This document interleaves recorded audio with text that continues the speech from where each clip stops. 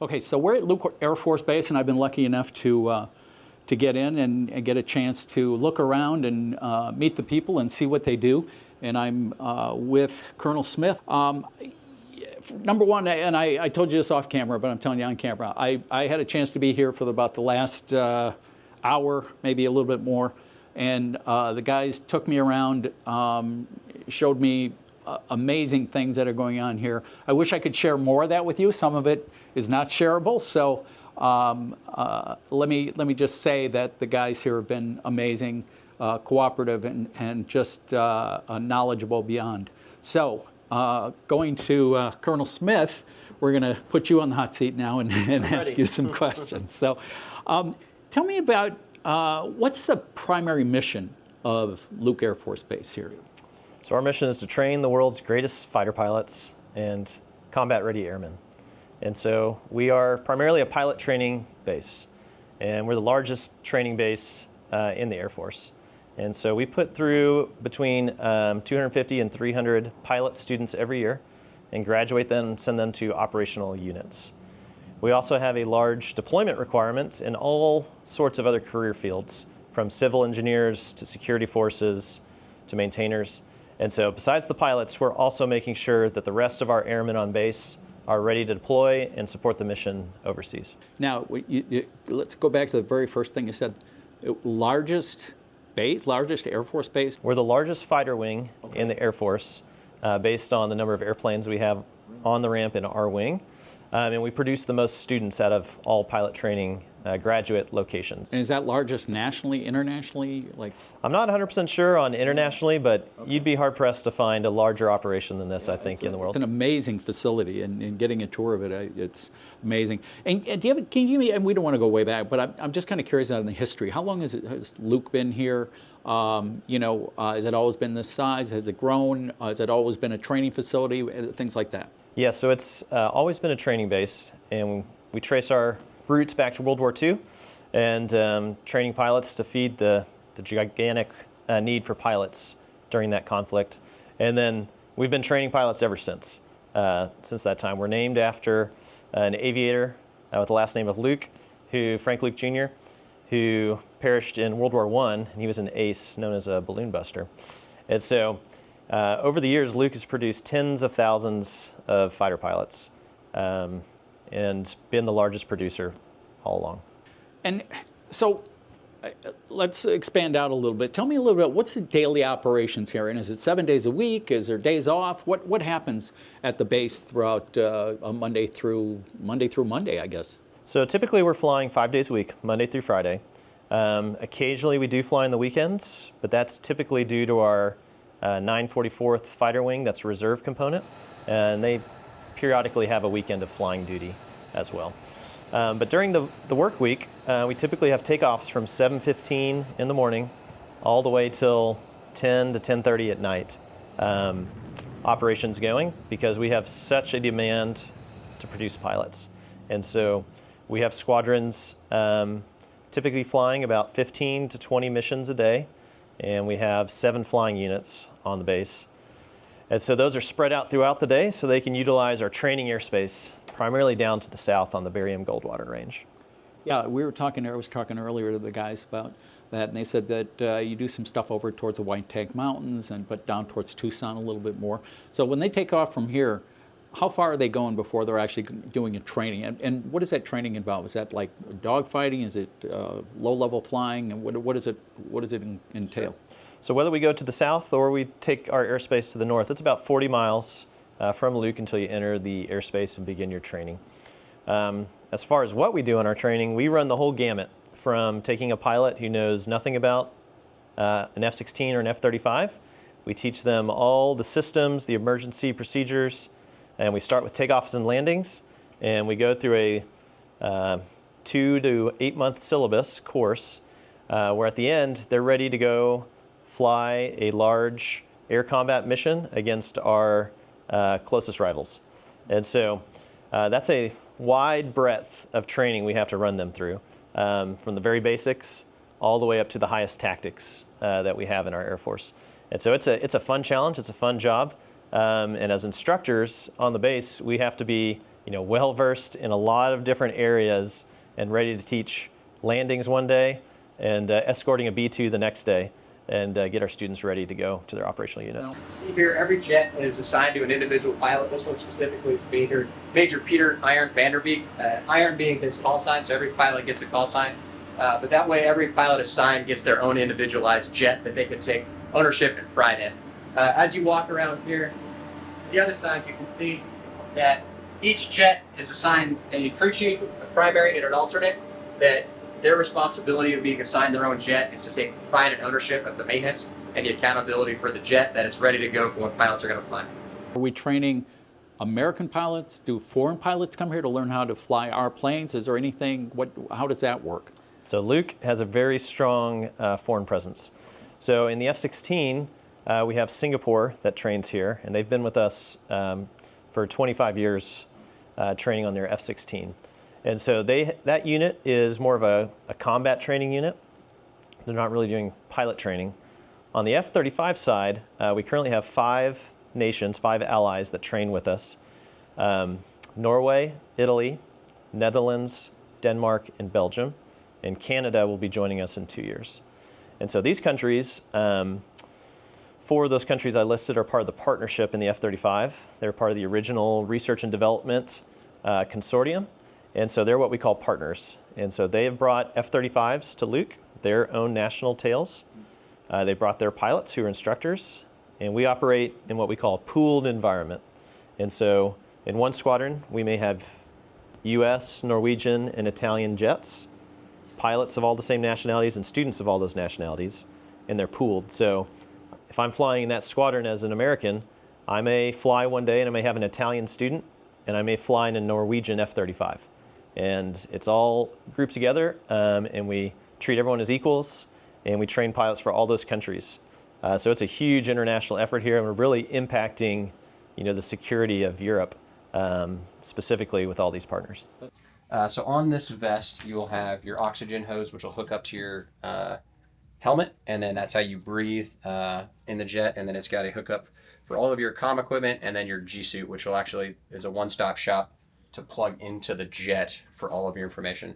So this is the pride and joy of the F-35, is the helmet and all the information that you get displayed in there. And this is what I was talking about outside. It's got a cable that hooks into the jet to give you that information up in your visor. And like I said, they're all custom fit. Where the other ones, AFE would custom fit you for the helmet, but it's not like a laser custom fit where it molds perfectly to your helmet. And then here's your full G suit, which this is what we call the pillow pants, but they're a little bit bigger, and it gives you approximately 2 to 2.5 Gs of protection as you're fighting high G maneuvers. And those are automatic. They automatically fill with air and things to. Yep. to So right here is your G suit hose that hooks into. This is what's called the PIC, the pilot interface connector. Thank you. And that hooks into the jet. So as you pull back on the stick to give you more pressure, this will get a response from the jet and determine how much it needs to inflate your G suit to be able to flex against. And you'll do what's called the AGSM, the anti-G straining maneuver. So under high Gs, you will flex, you will lock the pressure into your chest cavity to keep the blood in your head as you're fighting. I was lucky enough now early on to get out and get on the flight line and actually get out and look at some F-35s. Now, you have F-35s here, but what other planes do we have? We have F-16s here, and is that it? F-35s and 16s? So we have F-35s from all those nations, 5 nations right now. We have US F-16s, which are currently in the process of drawing down and transferring to other units so we can make room for more F-35s here. And then we have Singaporean F-16s.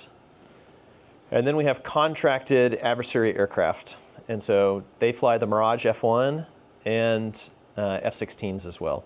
And so they have a contract with the US government to fly as our bad guys, essentially. And it saves us from flying as our own adversaries. So our pilots get to focus on being the best tacticians they can, and they get to fight these professional adversaries. And so you'll also see them flying around the field. So how many permanent, and one of the guys said to me, I think they gave me like a 60-40 number on reserves versus permanent people at the base. Do you know that? Is that correct?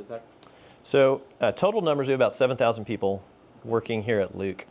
On the instructor pilot side, we have an agreement with the reserve component to provide about 40% of our instructor pilots.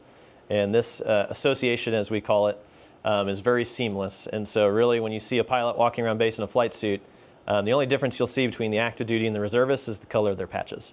And they do the exact same mission. They fill many of the roles in our fighter wing, even though they technically belong to the reserve fighter wing. That's a tenant unit on our base.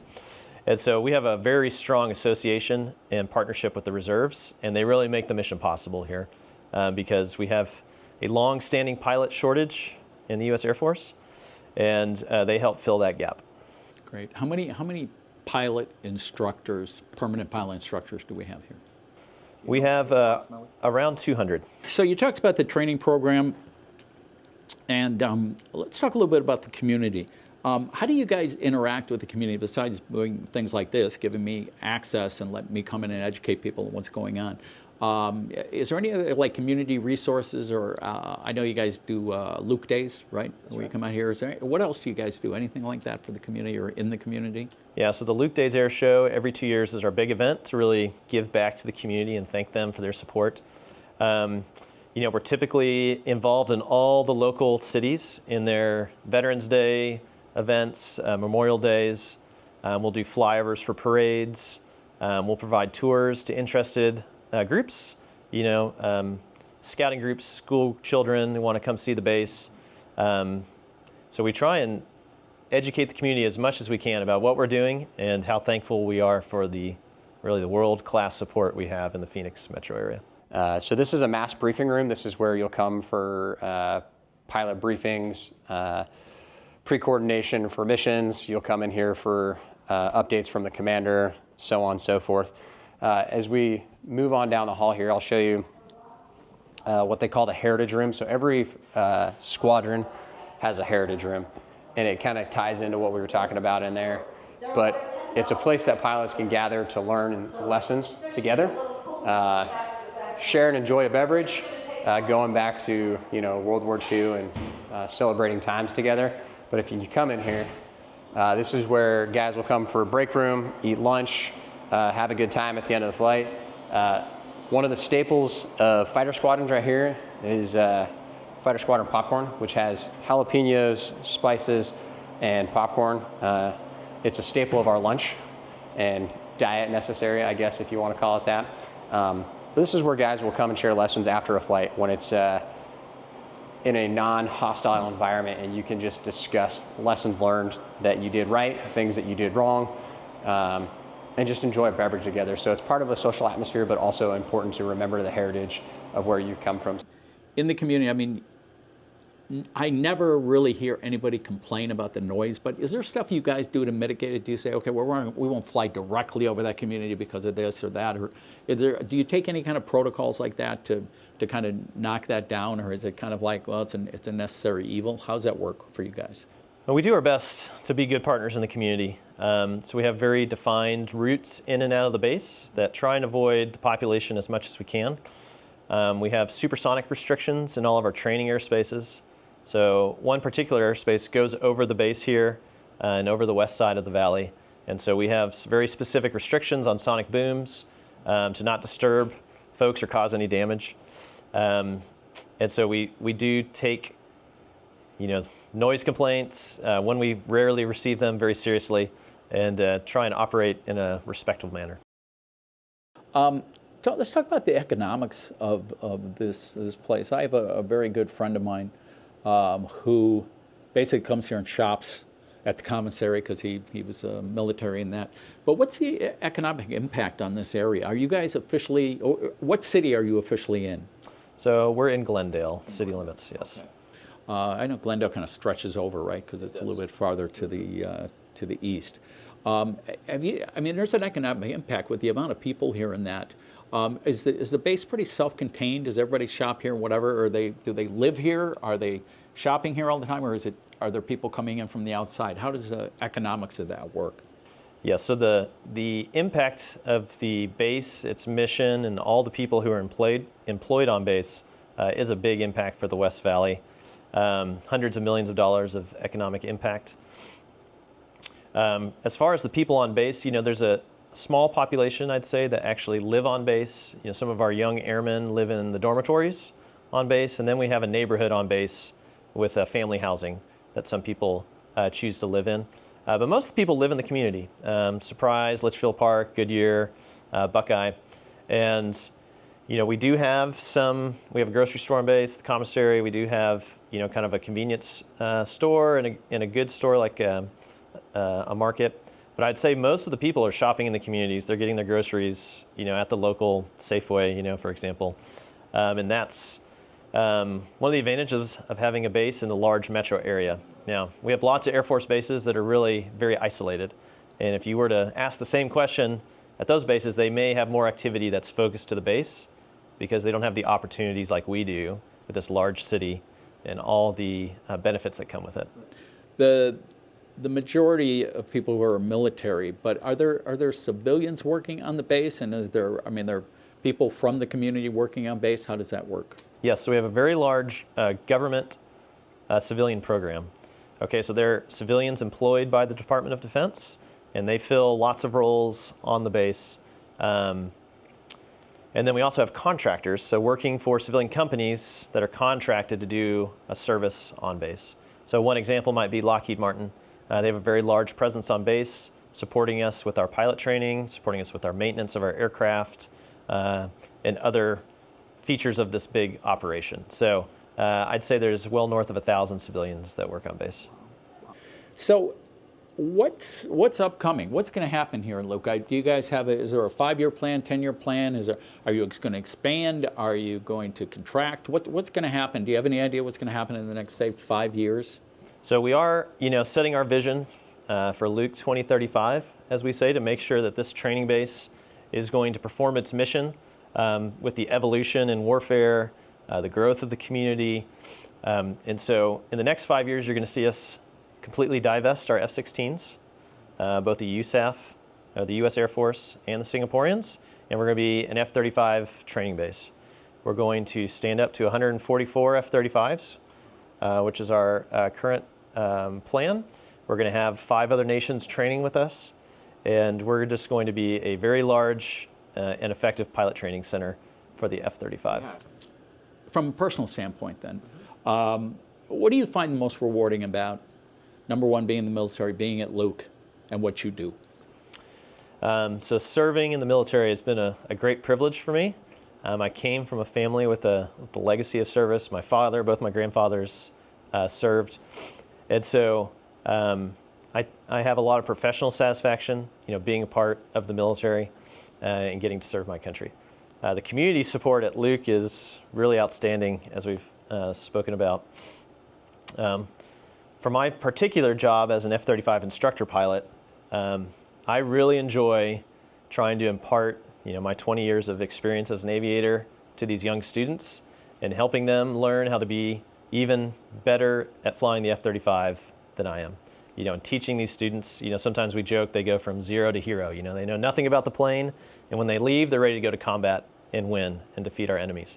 And so that is very professionally satisfying for me to see that growth, to teach, to educate, to mentor these pilots so that we have a effective combat force for years to come. Yeah, it's an amazing site. I recommend anybody who is interested, or even if you have a vague interest in it, coming out, and if they can get on a tour or come for Luke Days or something, because it's been great. Your guys have been wonderful. You guys have been great. I really appreciate all you do. Appreciate your service, and I appreciate just how kind and generous you guys have been since I've been here. So I appreciate it. Thank you, sir. My pleasure. Thank you.